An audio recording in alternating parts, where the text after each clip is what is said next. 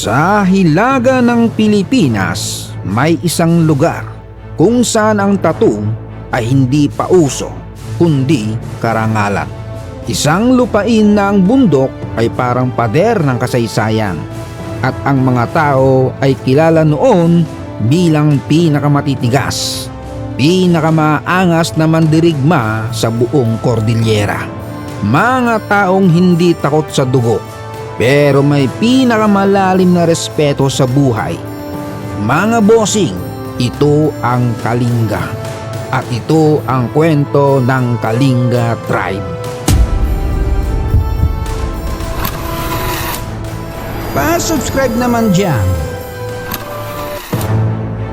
Ang Kalinga Province ay matatagpuan sa Cordillera Administrative Region, sa hilagang bahagi ng Luzon. Napapalibutan ito ng bundok, ilog, bangin at mga kalsadang parang sinubok ang preno mo sa buhay. Hindi ito lugar na basta-basta napupuntahan ng mga dayuhan noon. At kahit taga Kalinga ka, hindi ka pwedeng basta na lang papasok sa ibang bayan o kahit barangay na hindi mo katribo. Pero meron silang matitibay na komunidad, malalim na kultura at kasaysayang mas matalas pa sa jungle bolo ni Rambo. Ang mga Kalinga ay isa sa mga indigenous people ng Cordillera. Bago dumating ang Kastila, Hapon at Amerikano, nandito na sila.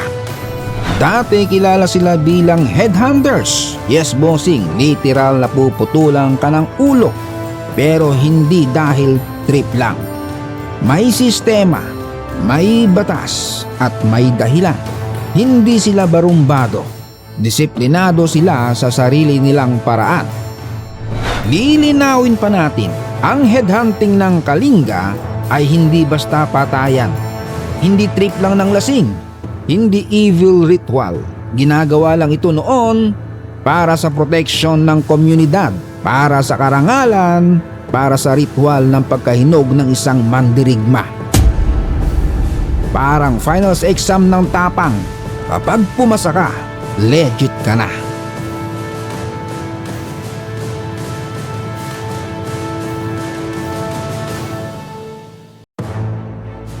Pero syempre, matagal nang tumigil ang headhunting dahil ang kultura ay nagbabago pero hindi nawawala. At dito papasok ang tinatawag nilang bodong, isang peace pact system na mas matanda pa sa maraming bansa. Ang bodong ay kasunduan ng mga tribo para itigil ang away, para may hustisya, para may respeto. Kapag may gulo, hindi ratratan kaagad. Dinadaan muna sa mabuting usapan ng matatanda. Habang ang ibang bansa, gera kaagad ang sagot, ang Kalinga, usap muna. Kapag di nagkasundo, yari.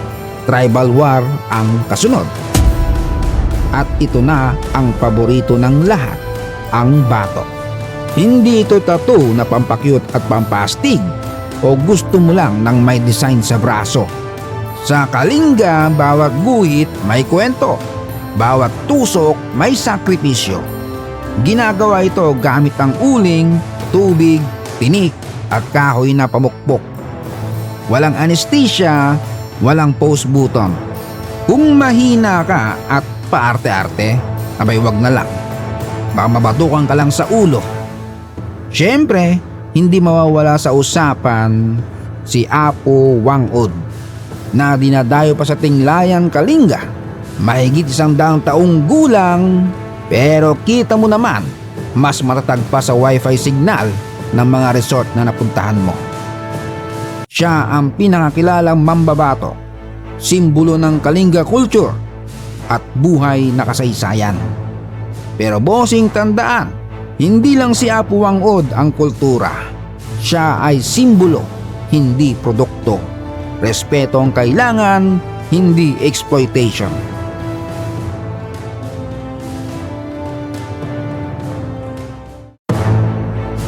Hindi puro ritual ang buhay ng mga taga-Kalinga.